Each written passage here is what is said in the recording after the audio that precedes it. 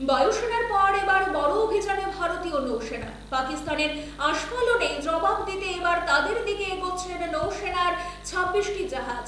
ইতিমধ্যেই করাচি বন্দরে আঘাত এনেছে ভারতের নৌসেনা বাহিনী।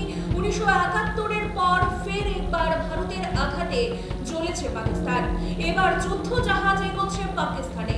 ভারতের উপর হামলার পাল্টা জবাব দিয়েছে ভারতও।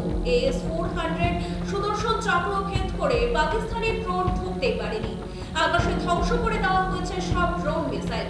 সূত্রের খবর, INS বিক্রান্ত অভিযানে নেমেছে। হামলা করেছে করাচি বন্দরে। প্রসঙ্গত, শেষবার 1971 সালে বাংলাদেশের মুক্তিযুদ্ধের সময় ভারতের হামলা হয়েছিল এই করাচি বন্দরে। আরব সাগরের ভারতীয় নৌসেনা নামিয়েছে P-81 এয়ারক্রাফট। এটি anti submarine aircraft. Pakistan submarine হামলা চালাতে পারে, সেই হামলা ঠেকাতে এয়ারক্রাফট নামানো হয়েছে। অন্যদিকে 26টি রণতরীও এগোচ্ছে পাকিস্তানের দিকে। এবার কি হবে সেটাই এখন দেখার বিষয়।